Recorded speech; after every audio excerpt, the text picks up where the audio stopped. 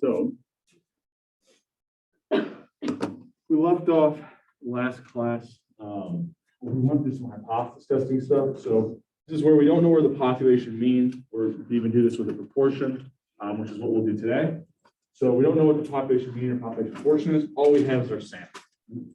So based off what we know about the distribution of sample means and sample proportions, we started to be able to kind of either reject or fail to reject certain assumed true values for what those population parameters were. So one thing, I think we kind of left off with, I'll try to kind of something like this. So we've got this assumed true mean. We see a certain value for the sample mean. We turn it into a z statistic, or just kind of representing a z value that we're using for our hypothesis test.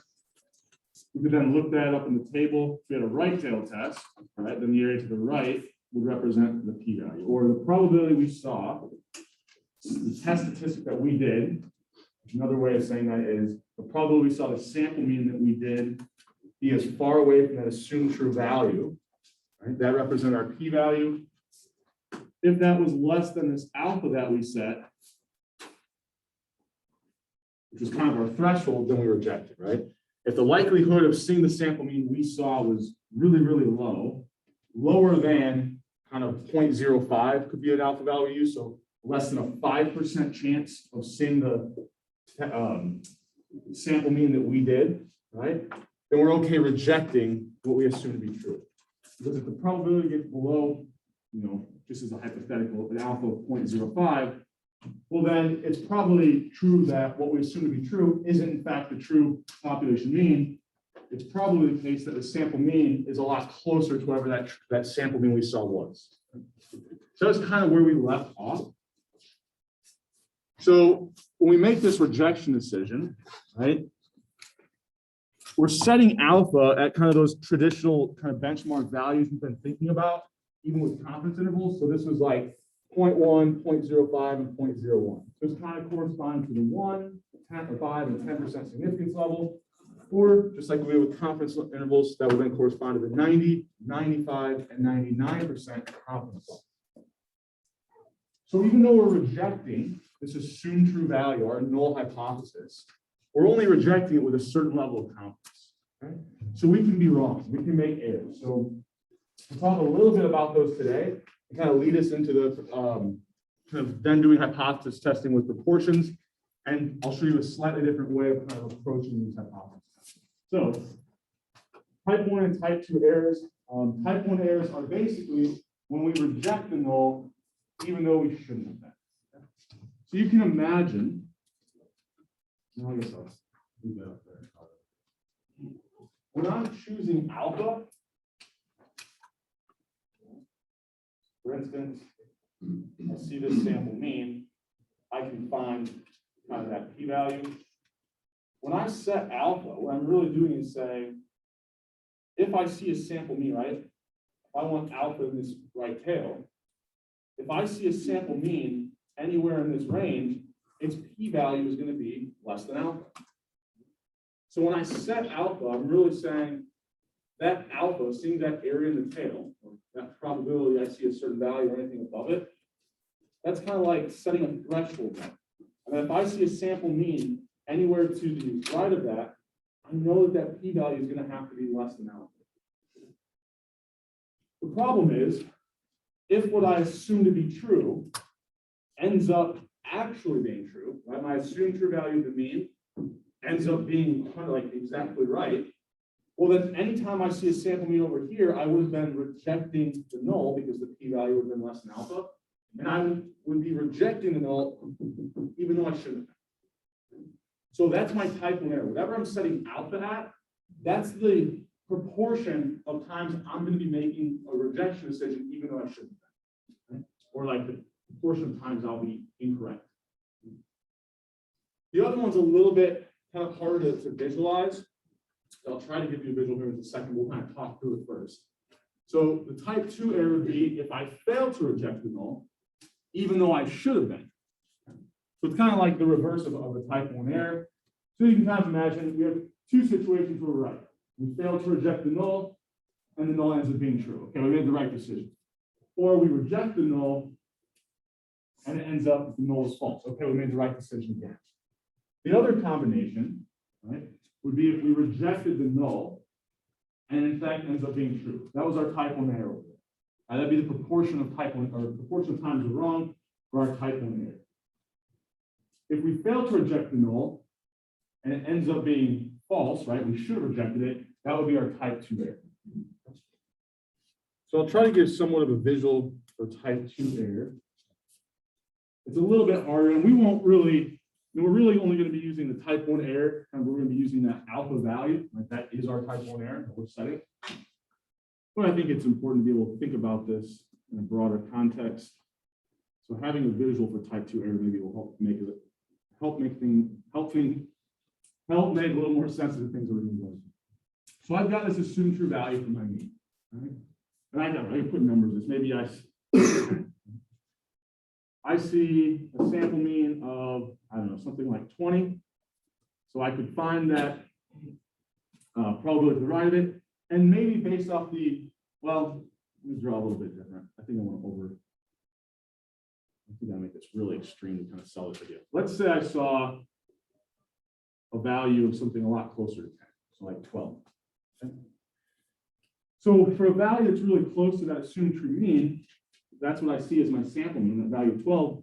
The p-value is going to be pretty large, and I'm going to fail to reject the null. Right? The p-value is less than alpha, I reject. So if the p-value starts to get really, really large, it probably won't be less than alpha.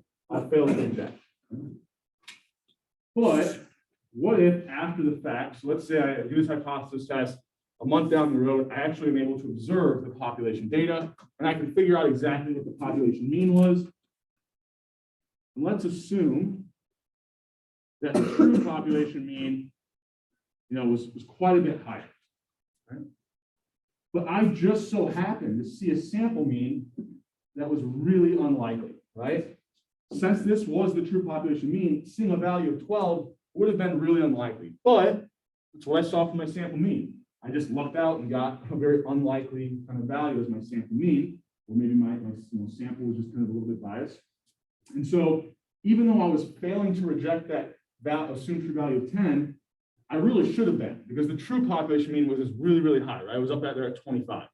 So, we don't know this ahead of time, right? This like red distribution I have up here, that's kind of like cheating. Like I see the population data after the fact, right?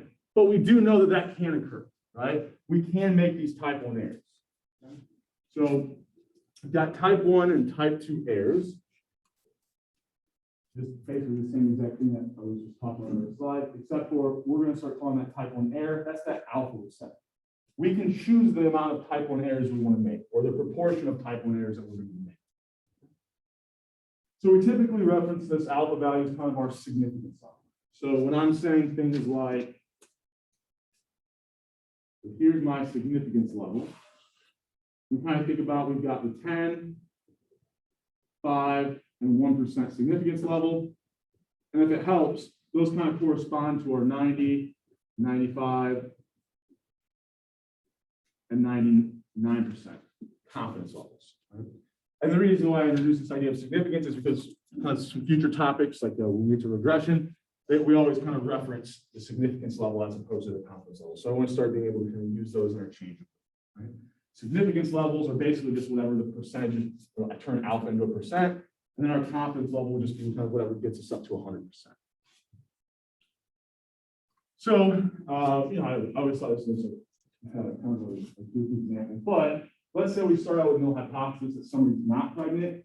Type 1 error would be when you reject the null, even though clearly you shouldn't be, right? And then a type 2 error would be when you fail to reject the null, even though clearly you should have done that, right?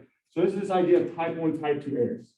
And to try to relate it to some stuff we talked about in the past, and I won't really combine these two topics, but if you were to continue on taking different stats courses, you can imagine how you could apply both these things to a real world problem. I could be doing this hypothesis testing. Once I come up with this idea of my type 1, type 2 error, I'm setting this alpha. And we won't dive into it, but once you know alpha, you can actually determine what your type 2 error would be as well. It's a function of alpha, they're just inversely related. But notice I've got false positives and false negatives.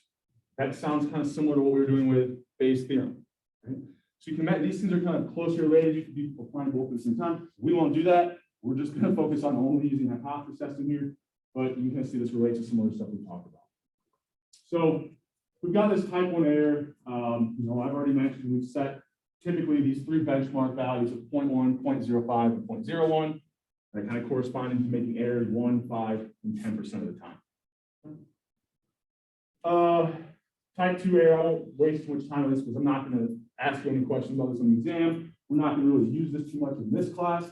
But if you were, I always tell people type 2 error, it's not as interesting in a lot of the examples we're thinking about or a lot of the hypothesis tests we're going to do. But like in the medical field, a false negative is a really bad thing, right? Failing to identify that someone has cancer would be that's terrible, right? So they're a lot more concerned in like the medical field with making a type 2 error, right? But yeah, you can kind of reduce our type 2 errors by getting a higher sample size. So just kind of running with this theme that we hopefully see across a lot of the stuff we're doing. Higher sample size are almost always almost always a good thing, right? It's always better to have a larger sample. So same kind of thing would apply to type 2 error. So just kind of getting through that topic a little bit, thinking about kind of we are running this test. We will be wrong some of the time. So we're now going to look at how we do hypothesis testing for proportions. It's not going to be wildly different. There's really only like one little thing that would change. But what will be a little bit different today is instead of that p-value approach, so where we calculated that p-value, compared it to alpha, I'm going to show you a slightly different approach, which is called the critical value approach. So by the end of the class, I'll kind of connect the two together and show you why they would always lead to the same decision. So if we want to do hypothesis testing for proportions, it's really going to look no different other than the notation when we think about the types of tests that we do have. So we've got a right, a left, and a two-tailed test, same thing. It's just now we're saying, is that true population proportion greater than a certain value? Is that true population proportion less than a certain value? Is that true population proportion not equal to a certain value? Right? So it's the exact same thing we were doing before. For this population mean, we're just doing it for the population proportion.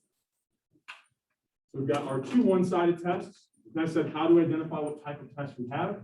We base it off of the alternative hypothesis. There's a greater than sign.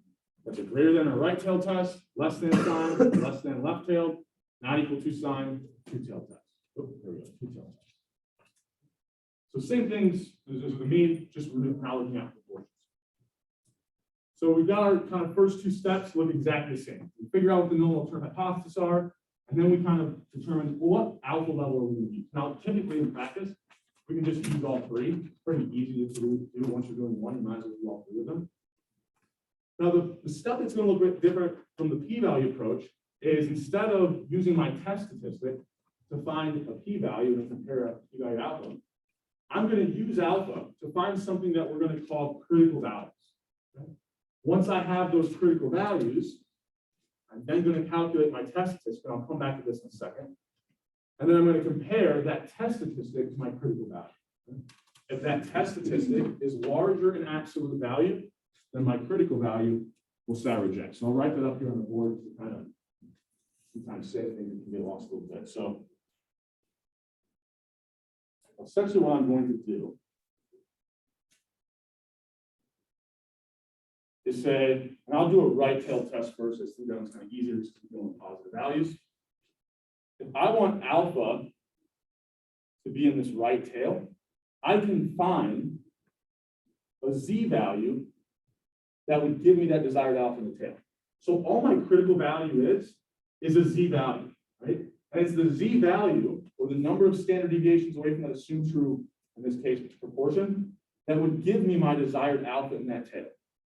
So all these critical values are looking up what z value gives me that alpha in that standard normal distribution scale. Once we have that, we're just going to plot our z statistic, or our test statistic. If our test statistic is more extreme than our critical value, and I say more extreme Because once we start doing the left tail test, well, now values are negative, so we're actually looking for something that's less than, right? We works with a larger negative value. Or, kind of said differently, just to kind of get rid of the signs, dealing with negatives or positives, so it applies to either left or right tail test.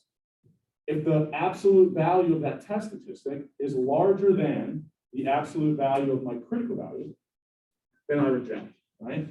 Because what I'm saying is, if I go this many standard deviations away from that assumed true population proportion, so maybe this is something like 2, then I know the probability I see something this many standard deviations away from that assumed true proportion is whatever my chosen alpha is.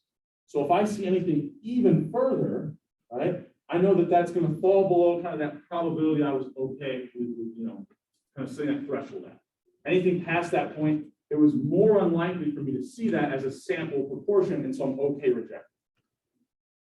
Now that test statistic equation obviously is going to be a little bit different than what we were doing with the sample mean and then looking at where the true population proportion is. But it's really not that much different. So I'll break it down and hopefully kind of show you why it's not really that much different. So what we're doing with sample means, when we turn those into z-values, all we were doing was taking the value we see for the sample mean, subtract the assumed true value from the population mean, and then we divide by that standard deviation of our sample means, which we knew to calculate that, that's just the square root of whatever the variance of the data we sampled from was over the sample size.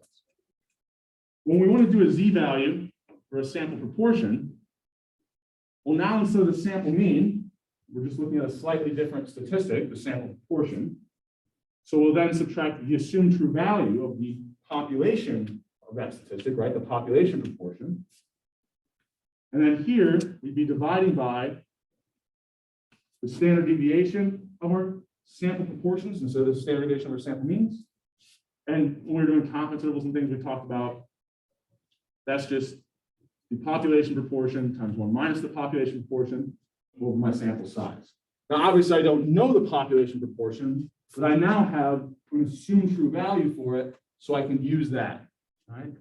With confidence intervals, we said to determine what the standard deviation was, we didn't have the population proportion, so we used an estimate, which was we used our sample proportion.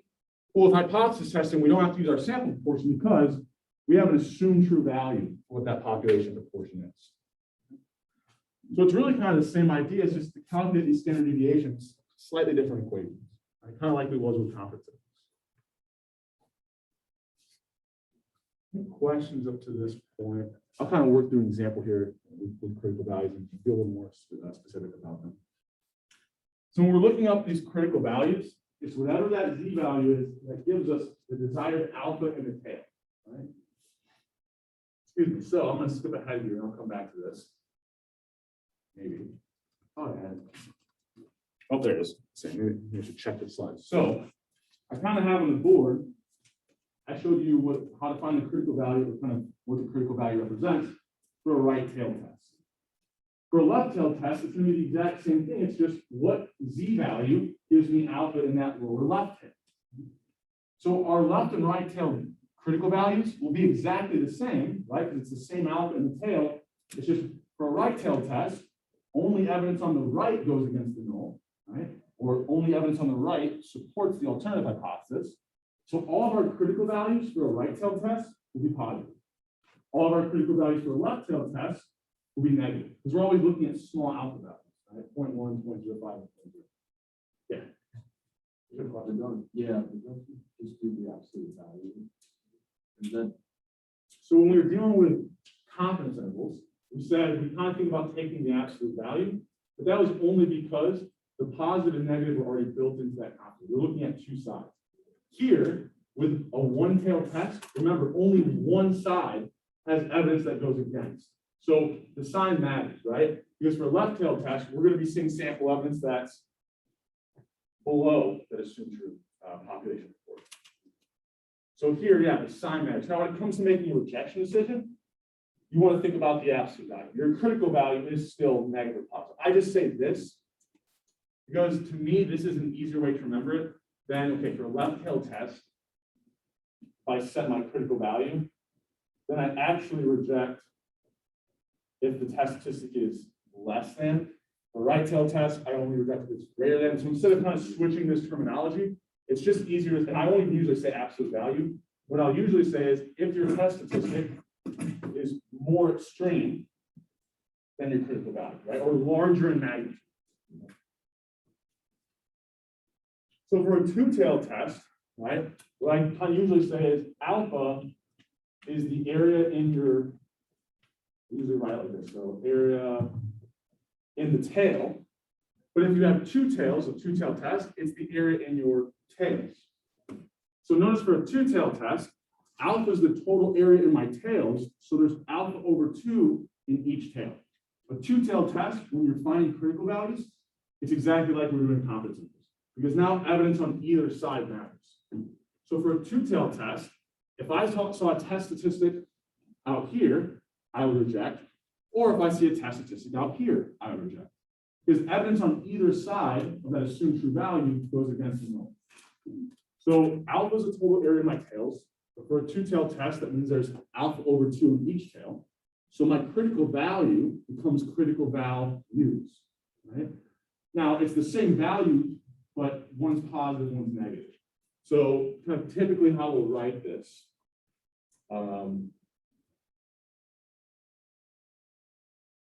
Is something like this, right? So it's going to be the critical values, one positive, one negative, that gives me alpha over 2 in each tail. So kind of like the p-value, remember we had to multiply by 2. When we're looking at the critical values, whatever alpha level we have to divide it by 2. Something else I want to say here. So we've got negative critical values for a left-tailed test, positive critical values for a right-tailed test, pairs of critical values for two-tailed tests, right? We've got the same value, but, excuse me, one positive, one negative. So if we go back here, right, this is kind of me writing it out from left, right, and two-tailed. Like I said, the signs kind of change. That's why I typically just say, take the absolute value when you're comparing them. Now, when we actually start working through these, in practice, it's way more helpful to have that visual where you plot your critical value and then you plot your test statistic. Then it becomes very clear if it's more extreme, right? Or if it's larger in absolute value. But if you want to look at the actual kind of notation that we use, this kind of slide has it all lined out. But I think once we start working through these, we'll see that it makes a lot more sense to just draw this out and plot our critical value and plot our test statistic. So once again, I'm going to have it written out mathematically here, kind of reminding us, we can do this for population means, or we can look at proportions. But for a left and right tail test, alpha is the area in my tail. For two-tail test, alpha is the total area in my tails. So alpha over 2 is each one. Well, I can look these values up in the table, right? We're basically just working in the reverse. All right. It's right here. So I'll do this on the board. So let's say I wanted an alpha of 0.05 in that right tail. So I got a right tail test. My desired alpha is 0.05. Well, I can find that using my standard normal tables, right? I'm just using that kind of inverse process. I know the area I want in the tail. I can look it up in the table, right? So it's going to be 2 different ways you can do this, and whichever, actually, technically, I guess 3. So I'll show you all 3 of them. So the first way would be I could just look up that value of alpha. Now, what's the problem going to be for a right-tailed test if I just look up 0.05?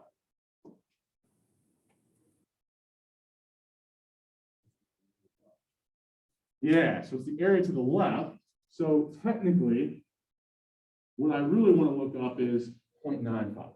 Okay? So I go down here.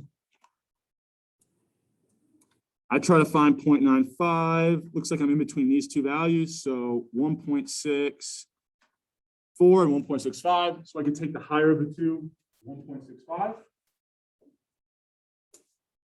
Or what I could have done was say, well, look, I don't want to have to, subtract this from 1. I mean, maybe I don't know why that's not that hard, but maybe I just want to look up alpha, right? So I go to the table, I say, okay, I just want to look up the alpha value of 0.05. So I go down here, where's 0.05 in the middle of my table? Remember, all of these represent areas in the tail or the probabilities. So I have the area in the tail of 0.05.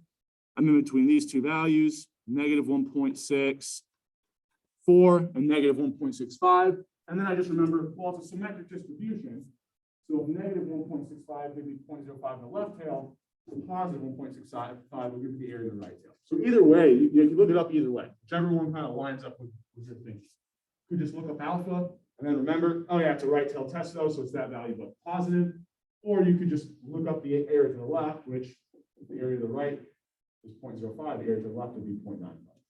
Both ways give you the same value. Okay. Any questions on that process or anything up to this point?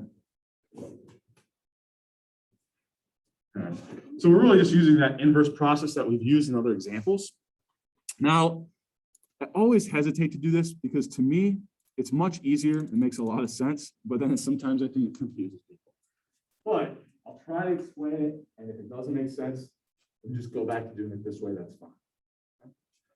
I think a much easier way to find these critical values, and for instance, I can do it also very quickly. So let's say I've got my alphas of 0.1, 0.05, and 0.01. If I go to that student T table, remember what I told you about the very last row with the degrees of freedom of infinity. I said these values represent what? The values from Z, or the standard normal table. It's almost like kind of a, well, here's your comparison point. So these are the values that I would find using that standard normal distribution. So if I wanted the three different alpha values, 0.1, 0.05, and 0.01, I come down here and I can get all three of them very quickly. Not only can I get all three of them, I can get them out to the third decimal. So I'm not constricted to 2 decimal points like I am with the standard normal. Now, so I should say the standard normal doesn't restrict you to 2. The table restricts you to 2 because we can only have a 2D table. I guess we could have a 3-dimensional table with the third decimal, but like, I don't know, that sounds ridiculous. So notice for that area of 0.05, so if I go up to this column heading, oops, that was the 0.05 that we wanted. 1.645, I can be a little more precise if I use that student T table, that last row, which I knew represented the standard normal values. Okay. So multiple ways of getting these. I personally, like I said, I think using this last row is the easiest way, but I get how it would be confusing that, well, I know I'm supposed to use the standard normal. Why am I looking at the student T table? It's just that it's almost like it is the student T table, but it includes some of those standard normal values here in that last row. Now, obviously not all of them. We only have what? 6 different areas in the tail that we can look up. But notice the 6 different areas that we can look up correspond to a lot of those benchmark values that we want about. Okay. Questions up to this point here? So I think we'll work through an example here and hopefully kind of putting some context to this, make this will help. So, you know, I put this slide in here just so I wanted to remind myself to really make sure I made a point of emphasis. I'm showing you this critical value approach. It can be done with proportions or it can be done with the population mean. I'm just happy to show it to you the first time with proportions. So it's not like anytime I see a proportion example, I can only do the critical value approach. I can't use the p-value approach. That's not true. You can use either one. Okay? So it's just introducing kind of 2 things to you at once that are new. A proportion example and also the critical value approach. So we talked about this already, kind of looking up critical values. I showed you this. So we've got our steps. Right? We can start working through a problem. So this kind of summarizes our steps, but we'll kind of walk through an example. So let's say I want to test for whether or not the proportion of people who are more than 50% on the gun. Oh, I remember. I wanted to change this example. I didn't. I've got another example that'll be better for us for the first one that we're seeing. We can still work through that one. We probably will start out Friday's class with that. But this one I think is a little bit better for introducing. Let's say I want to test for whether or not more than 15% of Indiana mothers smoke alcohol. Okay. So first step is we don't even know what type of tail test we have. We need to identify our normal term hypothesis. So remember, our alternative hypothesis is whatever we're testing for. Okay. So in this case, we want to test for whether or not the true population proportion is greater than 0.15, right? Greater than 50% will be a proportion of 0.15. So I assume the opposite is true, which is that it's less than or equal to 0.15. So what type of tail test do I have? Type of test, you always base it off of what's in the alternative hypothesis. So if I have a greater than sign, I've got a greater than or a right tail test. Think about another way of thinking about identifying. Whatever evidence would go against your null, or whatever evidence would support your alternative, that's what type of tail test we have. So the only evidence here that supports the alternative is if I see a sample proportion that's above 0.15. So I know that I'm looking at a right tail test. I've got this assumed true population proportion of 0.15. I go out and I take a sample and I see 72 out of 400 mothers smoke while pregnant. Excuse me. So what would my sample proportion be? Not given an actual proportion value here, but remember our sample proportion is like the number of successes out of the number of trials. So for us, that's 72 mothers smoked out of the 400 we were looking at. Or just that sample proportion would be 0.18. So sometimes you're not directly given the value, but you know the number of successes, you know the number of trials, and you try to figure out what that is. Any questions on that? Is it clear what I'm doing here? So even though they didn't say the proportion of mothers who smoked was 0.18, if you know 72 out of 400 smoked, you can figure out what the proportion is, right? Just 72 out of, or 72 divided by 400. Questions on that? Yeah. Are you finished with this problem? No. Okay. That's what No, I'm just stopping along the way. So I saw a sample proportion of 0.18, right?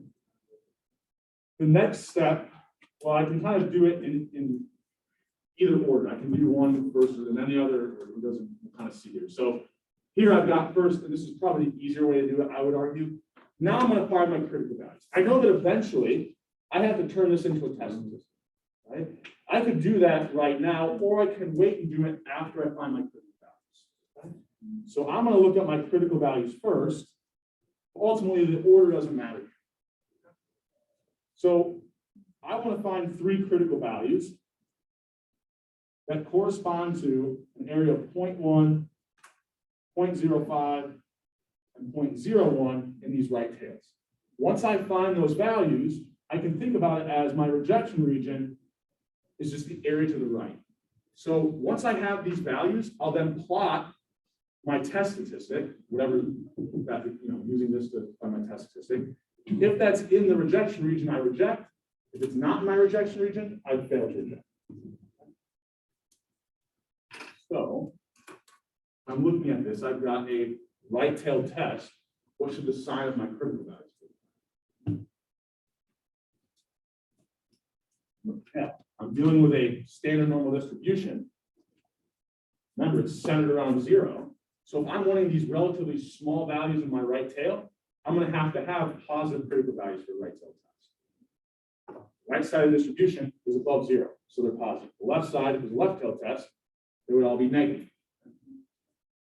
So if I look at this, I can rule out B and D right away. So when it comes to identifying critical values in this upcoming exam, a lot of times I give you stuff like this where you can narrow it down to like 2 options. Sometimes I'm really nice, and maybe there's only one that even makes sense. So you don't even have to waste time looking up to see what they actually are, because you know the sign, or the sign of them is you can identify from 4. Now here we are left with 2, so we actually have to figure out which one is correct, right? It's going to be either A or C. Now if I go back, one thing that I'll start as I work through some more of these problems,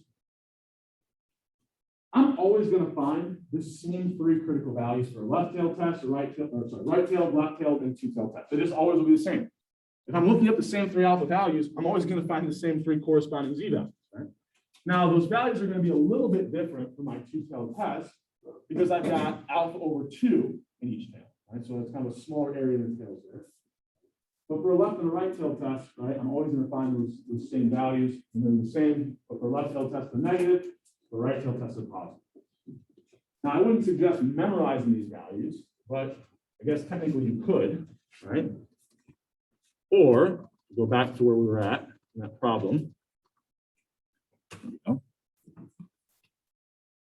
I could look all three of them up in this standard normal table, right? So I could hunt for 0.01. You know, it would say, oh, it looks like it's between these two. So negative 2.32 and negative 2.33. So negative 2.33.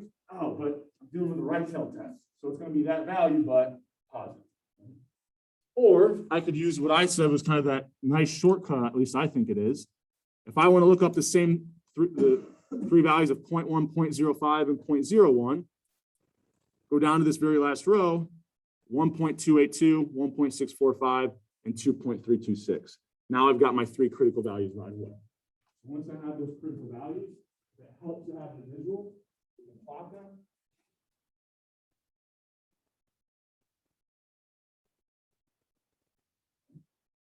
I've got my three critical values corresponding to those three alphas. Good questions on that.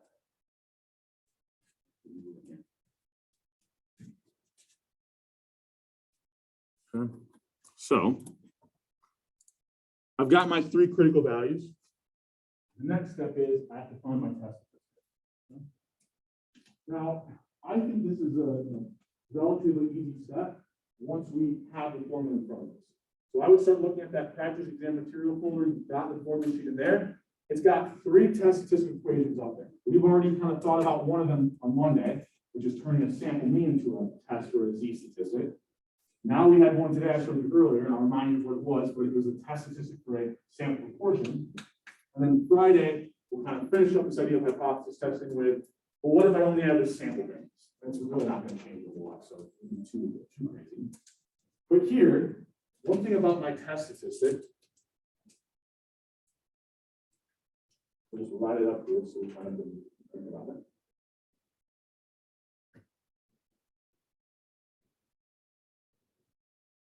Remember, my denominator represented a standard deviation. So the sign of my test or my z-statistic is just going to be the sign of this numerator. Or remember, it's still a z-value. That z-statistic is still a z-value. It's just a z-value we're using for hypothesis testing. So if I see something that's above the assumed true population proportion, I'm going to be a certain number of standard deviations above, which is the interpretation of my z-value, right? So when I turn this into a z-statistic, it's going to be positive because I saw something that's a certain number of standard deviations above my assumed true value for that population proportion. If I saw something that was below it, well, then my z-value would be negative. My z-statistic would be negative. Right? So here, I know right away it's got to be either A or D, right? Because I saw something that is above an assumed true population proportion, so I have a positive z-statistic. I'm a certain number of standard deviations above that assumed true value. Okay? Now from there, I can't say whether that's A or D. I just have to plug the values in. But you know, once you have that formula in front of you, and you've got a problem, and it very clearly tells you the proportion of whatever the example is, well, you're going to have an assumed true proportion that comes from that normal term of hypothesis. You've got a sample proportion that is given to you, or you kind of found, right, 72 over 400. Right? These were 0.15. And then my sample size was, well, it's just a matter of plugging in those values. I don't really, you know, I don't like to ask a ton of test questions, but that's just because it's really not that interesting. It's really just computation, right? Now, it is important that we can identify which test statistical equation we need to use. So that is why I asked the question. But ultimately, right, this step shouldn't be difficult. I think test statistical questions are typically the ones that more students get correct because you're just plugging in the values. And the values are all given. So if I do that, right, I end up getting that negative 1.8. So I plug everything in here, I get negative 1.8. Now, one suggestion I would give is if you make it easier to do it in parts, kind of just like with confidence intervals, maybe calculate that denominator first, and that way you only have like one number to kind of put into your calculator for. Yes, it's not negative. Sorry, positive 1.8. Negative, yeah. I'll change that slide when I post it to the lectures this week. So yeah, this should be positive, sorry. Oh wait, this goes back to, do I have my slides out of order? Yeah, I have my slides out of order. So this went to the previous example. So basically, I'll write this out for you guys. Ignore the slides here. So we would have 0.18 minus 0.15 divided by the square root of 0.15 times 1 minus 0.15 over 400. Thanks for pointing it out. Sorry about that. So maybe this isn't negative 1.8. Or sorry, maybe this isn't positive 1.8. Let's just assume it is for the sake of the example right now, so I can kind of complete this example. Actually, does anybody want to help me out with the calculator? You can actually go through this one. It might be positive 1.8 or positive 1.8. This is the same, 0.03.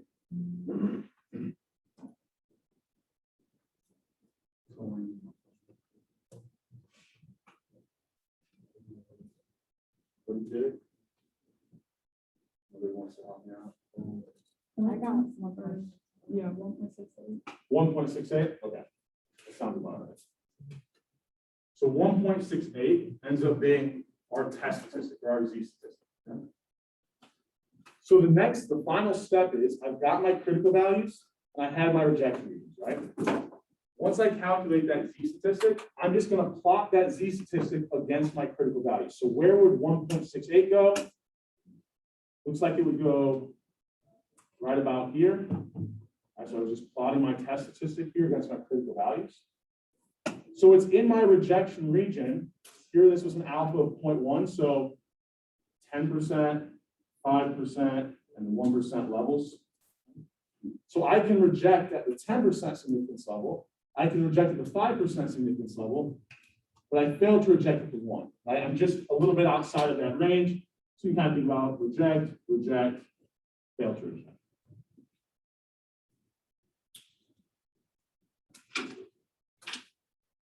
Sorry about that. I'll kind of fix these when I post this complete version. I'll probably actually just post the complete version today. So that Friday, kind of what we're working through. How we'll use the iPad or anything. I just want to make sure we're kind of getting prepared for that exam next Wednesday. Right? And then Monday will just be review. Are there any questions on this?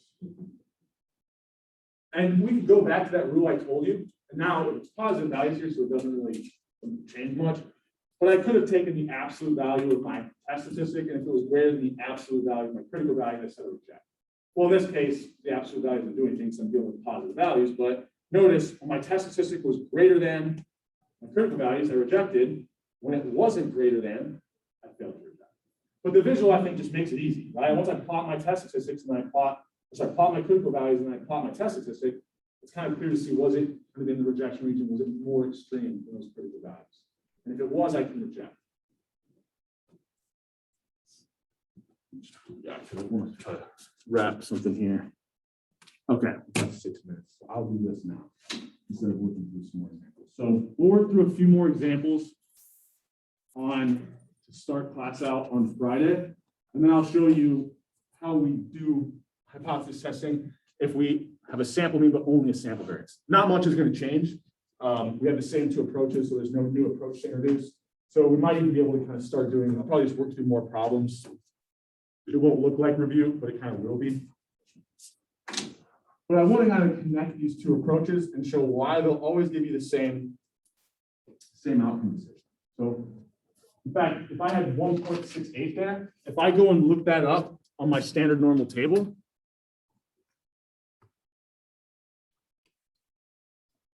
there it is. So 1.68. So here's A, 1.9535. That's the area to the left. If I'm looking for the p-value, oh, this didn't line up anyways, so it doesn't matter.